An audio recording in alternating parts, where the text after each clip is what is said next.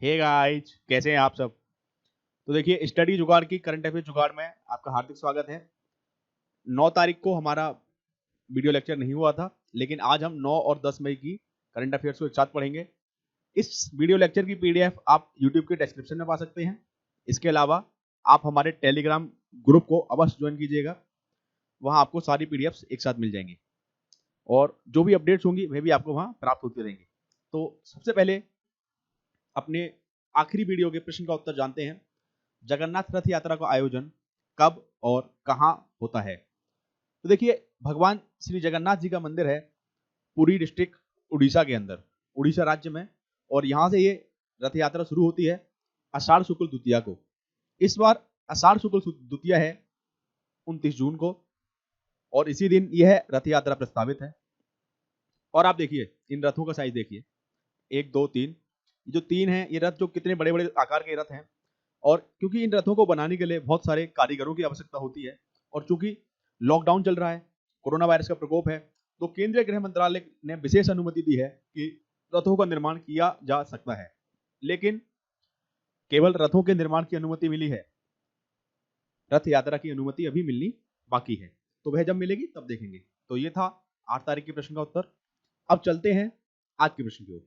तो आज का पहला प्रश्न है, विश्व प्रवासी पक्षी दिवस यानी वर्ल्ड माइग्रेटरी बर्ड्स डे कब मनाया जाता है? तो 4 ऑप्शन आपके सामने हैं, आपको उत्तर देना है। आपको क्या करना है, देखिए, जब आपके सामने प्रश्न आए तो आप पहले प्रश्न को वहीं आप वीडियो को पॉज कीजिएगा, अपना उत्तर गैस करिए, और अगली स्लाइड में आपको उस प्रश्न का उत्तर और एक्सप्लेनेशन मिलेगा। तो चलते हैं इसके उत्तर की ओर। तो देखिए, ये मनाया जाता है मई के दूसरे शनिवार को, और इस बार जो मई का दूसरा शनिवार था वह 9 को था। ठीक। और मई के दूसरे रविवार को क्या मनाया जाता है, क्या आप लोग कमेंट्स में बताएंगे मुझे? चलिए मैं बताता हूँ। आज है मई का दूसरा रविवार, और इस दिन हम मदर्स डे मनाते हैं। हालांकि ये इंटरनेशनल ऑब्जर्वेशन नहीं है मदर्स डे की, केवल मदर्स डे के यूएस में 1914 से मनाया जाना शुरू किया था। उस समय वहाँ के प्रेसिडेंट थे वुड्रो विल्सन, और वुड्रो विल्सन ने एक कानून पारित करके 1914 से मदर्स डे को मनाया जाना कंपलसरी किया था। वहीं अगर हम विश्व प्रवासी प्रवासी पक्षी दिवस की बात करें, देखिए प्रवासी पक्षी क्या होते हैं? प्रवासी पक्षी वे होते हैं जो विश्व में एक स्थान से दूसरे स्थान में माइग्रेट करते हैं, प्रवासन करते हैं, जाते हैं। क्यों जाते हैं? जब मौसम उनके अनुकूल नहीं रहता है। जैसे कुछ पक्षी सर्दियों में कहीं और चले जाएंगे, कुछ पक्षी गर्मियों में कहीं और चले जाएंगे, तो ये विश्व के दूसरे भागों में चले जाते हैं। इनको बोलते हैं माइग्रेटरी पक्षी। और इनके अलावा और भी स्पीसीज होती हैं जो माइग्रेशन करती हैं। तो देखिए, परंपरागत रूप से तो विश्व प्रवासी पक्षी दिवस अक्टूबर माह के दूसरे शनिवार को मनाया जाता था, लेकिन 2020 में यूएन ने वर्ष 2006 से इसको मनाए जाने की घोषणा कर दी। तो इस बार का जो वर्ल्ड माइग्रेटरी बर्ड डे था, उसकी थीम है बर्ड्स कनेक्ट अवर वर्ल्ड। और देखिए, अभी हाल ही में 4 मई को यूएसए का नेशनल बर्ड डे भी था, जो हमने पढ़ा भी था। और born convention on migratory species है, यह एक समझौता है, एक अभिसमय है। बॉर्न जर्मनी के अंदर एक शहर है।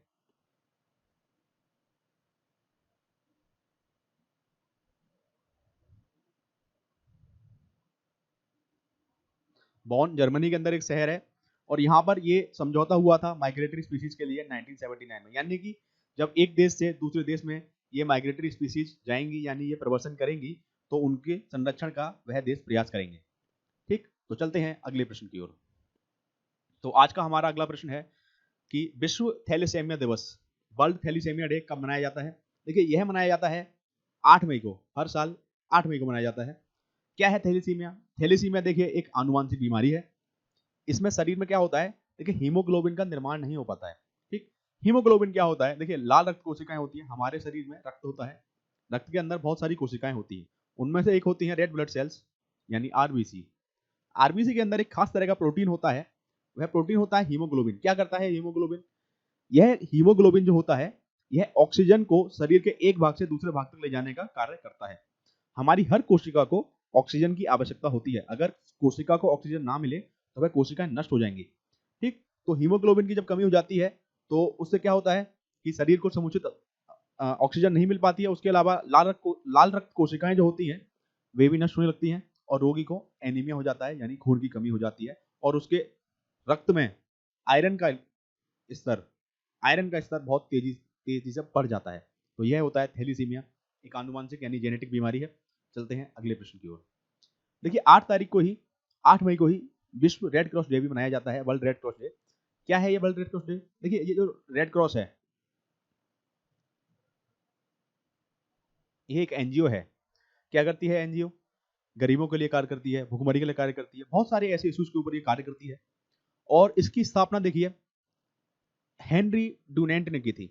हेनरी ड्यूनेंट ने इसकी स्थापना की थी 1863 में। और हेनरी ड्यूनेंट का जन्मदिन होता है 8 मई को, इसलिए रेड क्रॉस डे मनाया जाता है इस दिन। उसके अलावा देखिए हेनरी ड्यूडेंट के विषय में एक चीज खास है कि ये पहले नोबेल शांति पुरस्कार विजेता थे, यानी पहला नोबेल शांति का जो पुरस्कार मिला था वह इन्हीं को मिला था। और चूंकि यह ऑर्गेनाइजेशन या एनजीओ वास्तविकता में तो यूएस की है और इसका लेकिन हेडक्वार्टर है जेनेवा स्विट्जरलैंड में, ठीक। और इसके अलावा भारत में इसकी स्थापना हुई थी 1920 में, और भारत में जो इसका हेडक्वार्टर है वह है नई दिल्ली में। तो ये आपको याद रखना है। चलते हैं अगले प्रश्न की ओर। किस भारतीय संस्था द्वारा ग्लोबल जीनोम डेटाबेस में नोवल कोरोना वायरस यानी कोविड-19 के 50 से भी अधिक जीनोम सीक्वेंस जमा कराए गए हैं? तो देखिए एक ग्लोबल जीनोम डेटाबेस होता है, वहां कोविड-19 के 50 से भी अधिक जीनोम सीक्वेंस जमा कराए गए हैं। 4 ऑप्शन है, CSIR, ICMR, ICAR, DRDO। तो देखिए इसका सही आंसर है CSIR, ठीक। और इसके अलावा देखिए अभी तो इन्होंने 50 जीनोम सीक्वेंस जमा कराए हैं, लेकिन इनका लक्ष्य है कि 15 मई तक 450 और सीक्वेंस जमा करा दिए जाएंगे। जानते हैं CSIR के बारे में। देखिए CSIR यानी वैज्ञानिक तथा औद्योगिक अनुसंधान परिषद, यानी कि CSIR council of scientific and industrial research. क्या है ये? देखिए भारत का सबसे बड़ा अनुसंधान एवं विकास का संगठन है, यानी रिसर्च एंड डेवलपमेंट का। 38 इनकी नेशनल लैब्स हैं, 39 इनके दूरस्थ केंद्र हैं, 3 इनोवेशन कैंपस हैं और 5 यूनिट्स हैं, ठीक। इसकी स्थापना हुई थी 26 सितंबर 1942 को। और देखिए इसके जो अध्यक्ष होते हैं ये खास है, सबसे अधिक जो खास चीज है वह यह है कि इसके जो अध्यक्ष होते हैं ये भारत के प्रधानमंत्री होते हैं। कई बार कॉम्पिटेटिव एग्जाम्स में क्वेश्चन आता है, बहुत सारी ऑर्गेनाइजेशंस के नाम दे दिए जाते हैं, पूछा जाता है कि निम्न में से भारत के प्रधानमंत्री किसके अध्यक्ष हैं? तो आपको याद रखना है कि भारत के प्रधानमंत्री CSIR के अध्यक्ष रहते हैं और इसका मुख्यालय है नई दिल्ली के अंदर। और इसके अलावा देखिए इसके निर्माण में यानी इसकी स्थापना में डॉक्टर शांति स्वरूप भटनागर जी ने विशेष योगदान दिया था, और उन्हीं के नाम पर CSIR हर साल शांति स्वरूप भटनागर पुरस्कार भी प्रदान करती है। चलते हैं अगले प्रश्न की ओर। देखिए ICMR यानी Indian council of medical research ने किस संस्था के सहयोग से कोविड-19 वैक्सीन निर्माण का अनुसंधान कार्य प्रारंभ किया, यानी एक रिसर्च वर्क इन्होंने प्रारंभ किया है कोविड-19 वैक्सीन के निर्माण की दिशा में। तो वह कौन सी कंपनी है? वह है भारत बायोटेक इंटरनेशनल लिमिटेड, ठीक। हैदराबाद में बेस्ड कंपनी है, हेडक्वार्टर है हैदराबाद में सॉरी, हेडक्वार्टर है इनका हैदराबाद में। और इसके अब ICMR के बारे में जानते हैं। ICMR यानी Indian council of medical research, Bharatiya Ayurvigyan अनुसंधान परिषद। क्या है ये? क्योंकि भारत में जैव चिकित्सा यानी कि बायोमेडिकल अनुसंधान रिसर्च को निर्माण समन्वय प्रोत्साहन के लिए शीर्ष संस्था, यानी कि बायोमेडिकल के क्षेत्र में जो भी कार्य होता है उनके लिए ये शीर्ष संस्था है। और इस परिषद को भारत के स्वास्थ्य एवं परिवार कल्याण मंत्रालय द्वारा वित्तीय सहायता प्राप्त होती है, फाइनेंस मिलता है इनको परिवार एवं स्वास्थ्य कल्याण मंत्रालय द्वारा। कौन है इस समय हमारे मंत्री? आप मुझे कमेंट्स में बताइएगा, अभी हमने कल परसों बात की थी, ठीक। स्थापना हुई थी 1911 में, हेडक्वार्टर है इसका नई दिल्ली में, ठीक। और इस समय वर्तमान महानिदेशक हैं डॉक्टर बलराम भार्गव। तो ये आपको याद रखना है। और इस समय जो कोरोना वायरस का प्रकोप है उसमें यह संस्था बहुत अधिक प्रभावी रूप से भागीदारी अपनी निभा रही है। चलते हैं अगले प्रश्न की ओर। किस वैश्विक संगठन द्वारा बॉलीवुड अभिनेत्री दिया मिर्जा, नाम याद रखना है आपको, दिया मिर्जा को भारत में सद्भावना राजदूत के रूप में कार्यकाल बढ़ा दिया गया है 2022 तक के लिए, ठीक। तो बॉलीवुड अभिनेत्री दिया मिर्जा पहले से इस संगठन की सद्भावना राजदूत थी, एम्बेसडर थी। अब इनका कार्यकाल 2022 तक बढ़ा दिया गया है। आपको संस्था का नाम बताना है। देखिए संस्था है UNEP यानी कि यूनाइटेड नेशंस एनवायरमेंट प्रोग्राम, ठीक। अब ये क्या करेंगी? देखिए सद्भावना राजदूत के रूप में ये संयुक्त राष्ट्र में स्वच्छ वायु, स्वच्छ समुद्र, वन्य जीव संरक्षण और जलवायु परिवर्तन सहित प्रमुख क्षेत्रों में संदेश फैलाने पर काम करना जारी रखेंगी, यानी कि ये पर्यावरण से जुड़े हुए विभिन्न मुद्दों पर जागरूकता फैलाएंगी, ठीक। तो UNEP के बारे में जानते हैं। UNEP यानी यूनाइटेड नेशंस एनवायरमेंटल प्रोग्राम संयुक्त राष्ट्र पर्यावरण कार्यक्रम, देखिए नाम कार्यक्रम है लेकिन कंफ्यूज मत होइएगा, कोई स्कीम नहीं है, एक संस्था है। ठीक, ये संयुक्त राष्ट्र की यानी यूएन की पर्यावरण संबंधी गतिविधियों का नियंत्रण करती है। ठीक, स्थापना हुई थी 5 जून 1972 को। ठीक है, और देखिए इसीलिए हम 5 जून को प्रतिवर्ष विश्व पर्यावरण दिवस भी मनाते हैं। कब स्थापना हुई थी? 5 जून 1972 को, इसीलिए विश्व पर्यावरण दिवस मनाया जाता है 5 जून को। याद रखिएगा, बहुत इंपॉर्टेंट है। मुख्यालय है नैरोबी केन्या में, ये भी आप याद रखिएगा, मुख्यालय नैरोबी केन्या में है। इस समय के जो डायरेक्टर हैं, एग्जीक्यूटिव डायरेक्टर हैं, ये एग्जीक्यूटिव डायरेक्टर हैं इंगर एंडरसन, महिला हैं। ठीक, चलते हैं अगले प्रश्न की ओर। रक्षा मंत्री द्वारा किस दर्रे तक के लिए नए कैलाश मानसरोवर लिंक मार्ग का उद्घाटन किया गया है? ये मिसप्रिंट है, सॉरी मिसप्रिंट नहीं, ये असल में एडिटिंग या टाइपिंग की थोड़ी सी दिक्कत है, मिस टाइपिंग है ये।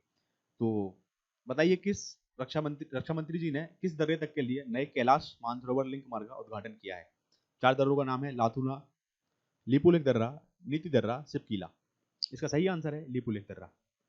ठीक, अब किस रोड का निर्माण हुआ है? देखिए धारचूला है, उत्तराखंड में एक जगह है धारचूला, धारचूला से लिपुलेख, लिपुलेख भी जो दर्रा है वह उत्तराखंड में है। 80 किलोमीटर तक के इस रोड का निर्माण हुआ है। ठीक, तो एक दर्रे तक ये रोड जाएगा धारचूला से, और इससे क्या होगा कि पहले जो कैलाश मानसरोवर की यात्रा में अधिक समय लगता था वह समय अब घट गया है। तो इस रोड का निर्माण किया है बॉर्डर रोड ऑर्गेनाइजेशन ने, यानी बीआरओ ने। अब देखिए ये रोड अभी पूरी तरह से निर्मित नहीं हो पाया है, अभी ये इस साल के अंत तक पूरी तरह से निर्मित हो जाएगा और संचालित होने लगेगा। और देखिए लिपुलेख दर्रा जो है ये समुद्र से 17,000 फीट की ऊंचाई पर है। और रोड निर्माण के लिए देखिए इस वजह से ये महत्वपूर्ण भी है थोड़ा सा कि नेपाल ने इसका विरोध किया है। क्यों विरोध किया है जानते हैं हम अभी अगले नक्शे के द्वारा। ठीक, मैप के द्वारा जानते हैं। देखिए ये मैप देखिए आप, ये देखिए नेपाल है, ये आप देख पा रहे हैं नेपाल, नेपाल की राजधानी काठमांडू आपको दिख रही है, इधर ये भूटान आपको दिख रहा है, भूटान की राजधानी थिम्पू दिख रही है। ये देखिए ये हमारा जो है उत्तराखंड है, उत्तरांचल है राज्य भारत का। यहाँ कहीं देखिए ये लिपुलेख दर्रा है। मैं पेन का थोड़ा कलर बदल देता हूँ ताकि आपको दिखने में थोड़ी सी आसानी रहे। ब्लैक कलर का पेन ले लेते हैं। ठीक, ये देखिए ये यहाँ लिपुलेख दर्रा है, ये है लिपुलेख दर्रा। ठीक, उसके अलावा हमने और दर्रों का नाम लिया था। कौन कौन से दर्रे थे? सिपकीला था, नीतिला था। ठीक, नीति दर्रा उत्तराखंड में ही है, इसी के थोड़ा सा पश्चिम में। ठीक, उसके अलावा देखिए जो शिपकीला है, शिपकीला देखिए यहाँ है। ये देखिए आप एक नदी देख पा रहे हैं, ये जो नदी यहाँ से चल रही है और ये नदी इसी दर्रे के द्वारा भारत में प्रवेश करती है। आप सभी लोग कमेंट्स में इसका नाम बताइएगा कि सिपकीला से होकर कौन सी नदी भारत में प्रवेश करती है। सिपकीला दर्रे से, हिमाचल प्रदेश से कौन सी नदी भारत में प्रवेश करती है? और अब देखिए लोकेशन जानते हैं हमारी जो आज की कुछ प्रमुख चीजें हैं। देखिए ये है हमारा रक्षास्थल, ये रक्षास्थल है। यहाँ कहीं मानसरोवर ताल है और इस मानसरोवर से ही ब्रह्मपुत्र नदी का उद्गम भी माना जाता है। ये ब्रह्मपुत्र नदी है, ये इसी मानसरोवर ताल से निकली हुई मानी जाती है। ठीक, यहाँ आपको थोड़ा सा एक बार फिर पेन कलर चेंज करके दिखाते हैं। देखिए ये है रक्षास्थल,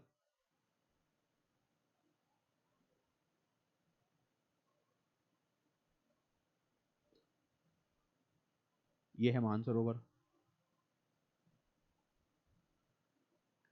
और यहाँ कहीं देखिए इधर कहीं लगभग आपका आएगा कैलाश, कैलाश पर्वत। ठीक, तो ये यात्रा है, 3 दर्रे हैं यहाँ। सबसे पहले ये सिपकीला है, फिर निधि दर्रा है और ये लिपुलेख है। ठीक, उसके अलावा देखिए एक दर्रे का नाम और लिया था नाथुला। नाथुला किधर है? नाथुला से होकर भी आप देखिए तिब्बत मानसरोवर के लिए, कैलाश मानसरोवर के लिए भारत से यात्राएं होती हैं। देखिए नाथुला यहाँ पर है, सिक्किम के अंदर, इधर यहाँ नाथुला है। आप देखिए इधर भूटान और नेपाल के बीच में जो जगह है यहाँ नाथुला दर्रा है, तो यहाँ नाथुला है, ये नाथुला है। ठीक, और ये वाला जो दर्रा है ये लिपुलेख है, ये नीति दर्रा है, और ये जो दर्रा है ये शिपकीला है। तो आपको नाम बताना है शिपकीला का, और फिर शिपकीला से कौन सी नदी होकर गुजरती है। तो ये हमने जाना है कि अभी यहाँ तक इस दर्रे से होकर, अब देखिए नेपाल से बहुत नजदीक है, ये जो लिपुलेख है नेपाल की सीमा के बहुत नजदीक है। इस वजह से नेपाल इसको कभी अपनी सीमा का भाग भी मान लेता है। इसी वजह से नेपाल ने विरोध दर्ज किया है भारत की रोड बनाने का। ठीक, अगले प्रश्न की ओर चलते हैं। ठीक है, अगला प्रश्न है हमारा, नेशनल ग्रीन ट्रिब्यूनल ने, एनजीटी ने एलजी पॉलीमर्स को कितने रुपए का अंतरिम जुर्माना भरने का आदेश दिया है। देखिए एलजी पॉलीमर्स वही कंपनी है जिसके द्वारा अभी विशाखापट्टनम में, सॉरी, जिसकी कंपनी से विशाखापट्टनम में गैस लीक हुई थी, जिसके प्लांट से गैस लीक हुई थी, तो इसके ऊपर एनजीटी यानी नेशनल ग्रीन ट्रिब्यूनल ने जुर्माना लगाया है। यह जुर्माने की राशि है 50 करोड़ रुपए। ठीक, क्या हुआ था, देखिए स्टायरीन गैस लीक हुई थी एलजी पॉलीमर्स केमिकल प्लांट से, यानी एलजी पॉलीमर्स के केमिकल प्लांट से लीक हुई थी। कहाँ? विशाखापट्टनम में। हमने पढ़ा भी था ये 3 या 4 दिन पहले। ठीक, कई लोगों की मृत्यु हो गई थी दुखद रूप से और हजारों लोग बीमार पड़ गए थे। इसके अलावा आप ये भी जानिए, एक भोपाल की, भारत की सबसे बड़ी जो गैस त्रासदी हुई थी, जिसमें कि ये मिथाइल आइसोसाइनेट नाम की गैस लीक हो गई थी, और यह हुई थी भोपाल में। कब? दिसंबर 1984 में। याद रखिएगा, दिसंबर 1984। और मिथाइल आइसोसाइनेट, कंपनी का नाम था यूनियन कार्बाइड इंडिया लिमिटेड। अक्सर कॉम्पिटेटिव एग्जाम्स में इन नामों को पूछ लेते हैं कि भोपाल में गैस त्रासदी कब हुई थी? दिसंबर 1984 में। कौन सी कंपनी थी? Union carbide India limited. कौन सी गैस लीक हुई थी? ये सबसे ज्यादा महत्वपूर्ण है, मिथाइल आइसोसाइनेट। और उसके अलावा आप स्टायरीन का भी नाम याद रखिएगा, और LG polymers chemical plant Visakhapatnam. ठीक, 4000 लोग मरे थे भोपाल गैस त्रासदी में, और 5.5 लोग दुखद रूप से प्रभावित भी हुए थे। चलते हैं एनजीटी का जान लेते हैं। देखिए एनजीटी जो है, नेशनल ग्रीन ट्रिब्यूनल, ये एक कोर्ट है। क्या है? कोर्ट है। ठीक, जैसे हमारे हाई कोर्ट होते हैं ना, हाई कोर्ट के ही समकक्ष है। तो ये हाई कोर्ट के समकक्ष है, सुप्रीम कोर्ट से नीचे है और डिस्ट्रिक्ट कोर्ट से ऊपर है। ठीक, लेकिन इसको फिर नाम ट्रिब्यूनल क्यों दिया है, अधिकरण क्यों दिया है? क्योंकि किसी विशेष पर्पज से जब कोई कोर्ट्स बनाई जाती हैं हाई कोर्ट के लेवल की, तो उन्हें अधिकरण कह दिया जाता है। ठीक, तो इसका निर्माण हुआ था राष्ट्रीय हरित अधिकरण अधिनियम 2010 के द्वारा, यानी एक विधिक संस्था है। संविधान के अनुच्छेद 21 के अधीन है, यानी कि उसके समानांतर इसकी विचारधारा है। कैसे है? देखिए अनुच्छेद 21 हमारा क्या कहता है संविधान का, कि भारत के सभी नागरिकों को जीवन के गरिमा का अधिकार प्राप्त होगा। अब कहीं भी पर्यावरण की बात तो नहीं चल रही है, लेकिन देखिए सुप्रीम कोर्ट में एक केस हुआ था, Maneka Gandhi versus state of India.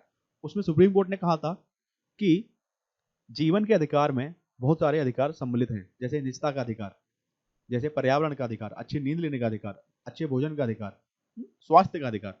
तो ये सारे अनुच्छेद 21 के अधीन माने जाते हैं। तो अच्छे पर्यावरण का अधिकार भी नागरिकों को है, वह अनुच्छेद 21 के अधीन है। इसी विचारधारा से प्रभावित होकर एनजीटी की स्थापना की गई थी। और देखिए एनजीटी की जो स्थापना हुई थी, इसमें मुख्य उद्देश्य क्या है एनजीटी का? पर्यावरण संबंधी मुद्दों का तेजी से निपटारा करना। और मुख्यालय है दिल्ली में। 4 क्षेत्रीय कार्यालय हैं, भोपाल में, पुणे में, कोलकाता और चेन्नई में। चलते हैं अगले प्रश्न की ओर। अगला प्रश्न है हमारा, अमेरिका ने किस देश से अपने पैट्रियट एंटी मिसाइल सिस्टम को वापस लेने का निर्णय लिया है? देखिए ये देश है सऊदी अरब। ठीक, क्या है देखिए मुद्दा, देखिए अमेरिका ने अपने इस मिसाइल सिस्टम को, पैट्रियट एंटी मिसाइल सिस्टम को सऊदी अरब में तैनात किया हुआ था। क्या करता है ये पैट्रियट अमेरिका का मिसाइल सिस्टम? देखिए ये एक anti ballistic interceptor missile system है, यानी कि जो बैलिस्टिक मिसाइल्स अगर दुश्मन देश लॉन्च करता है तो इनको इंटरसेप्ट कर देगा, यानी उसमें दखलंदाजी कर देगा, उनको रोक देगा। ठीक, जैसे मानिए दूसरी ओर से एक मिसाइल आती है तो ये उसको इंटरसेप्ट कर देगा और उस मिसाइल को अपने लक्ष्य भेजने से पहले ही बर्बाद कर देगा।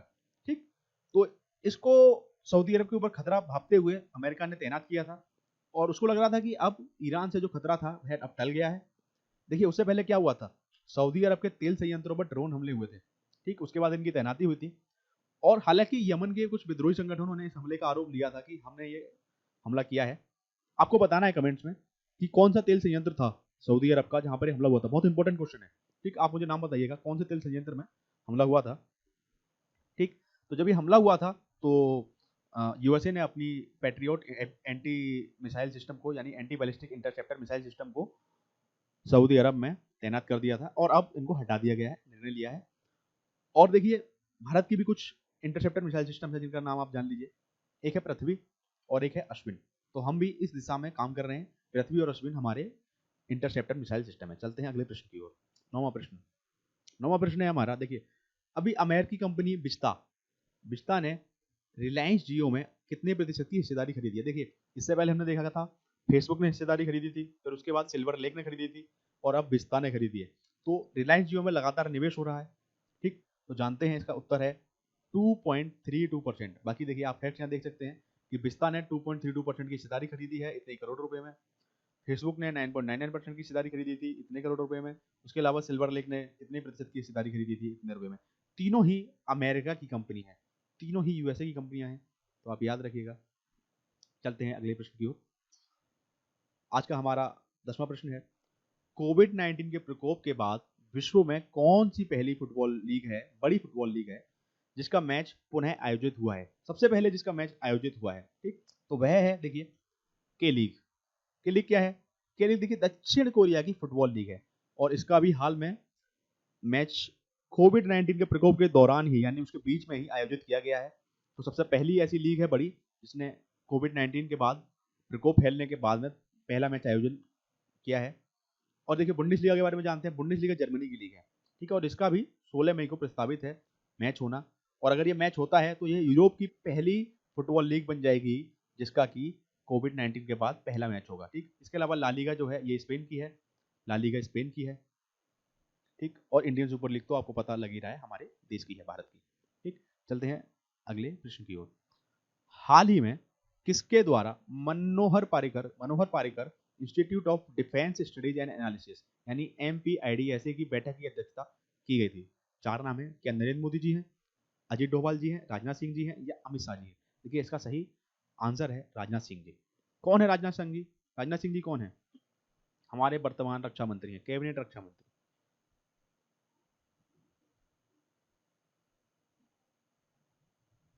ठीक। तो MPID से इट्सा की स्थापना नई दिल्ली में है, यानी नई दिल्ली में स्थित है ये। क्या है ये? एक थिंक टैंक है। थिंक टैंक क्या होता है? देखिए सोचने के लिए, कार्य करने के लिए, विभिन्न मुद्दों पर सलाह देने के लिए जिस एक ग्रुप का निर्माण कर दिया जाता है वह थिंक टैंक कहलाता है। इसमें बहुत प्रख्यात लोग होते हैं, ठीक, पैनल में। तो क्या करता है ये? अंतर्राष्ट्रीय संबंध पर, रक्षा पर, सामरिक मुद्दों पर भारत का सर्वश्रेष्ठ थिंक टैंक है, सब सर्वोच्च और सर्वश्रेष्ठ थिंक टैंक है। और रक्षा मंत्रालय से इसको फंड प्राप्त होता है। उसके अलावा कार्य है स्वायत्त संस्थान के रूप में ही करता है, ठीक। तो इसकी अध्यक्षता की गई थी। और ये जो देखिए ये जो अभी बैठक हुई थी, ये वर्चुअल बैठक थी, क्योंकि कोविड-19 फैल रहा है तो बैठक वर्चुअल थी, ठीक। तो यही था आज का हमारा अंतिम प्रश्न। कल के प्रश्न के बारे में जान लेते हैं, जिसका उत्तर आपको कमेंट बॉक्स में देना है। उड़ीसा के किन किन बीचों पर, देखिए हाल ही में काफी सारे न्यूज पोर्टल्स ने इस न्यूज को कवर किया था कि ऑलिव रिडले कछुआ, देखिए ऑलिव रिडले कछुआ बहुत महत्वपूर्ण है, और ये हर साल आते हैं उड़ीसा के बीचेस पर, उड़ीसा के बीचेस पर आते हैं और वहाँ अंडे देते हैं। उसके बाद इनके अंडे हैच होते हैं, उनमें से नए कछुए निकलते हैं और ये लोग वापस चले जाते हैं। तो इस बार भी आए हैं। तो किन किन बीचों पर आते हैं, यह प्रश्न हर बार, लगभग हर बार बहुत पूछा जाता है, ये बहुत पूछा जाने वाला प्रश्न है। तो ये 3-4 बीचेज हैं, इनके आपको नाम कमेंट्स में बताने हैं, ठीक। और इतना ही था आज की वीडियो में। Thank you very much. Telegram channel से आप पीडीएफ ले सकते हैं। उसके अलावा जैसा मैंने आपको पहले बताया था, यूट्यूब के डिस्क्रिप्शन में भी आपको पीडीएफ मिलेगी। चैनल को सब्सक्राइब कर लीजिएगा। अगर वीडियो आपको लगती है कि वीडियोज ने आपको कुछ सहायता की है तो चैनल को सब्सक्राइब कर लीजिएगा, आगे आपको वीडियो मिलती रहेंगी। उसके अलावा शेयर और लाइक भी कीजिएगा, ठीक। Thank you very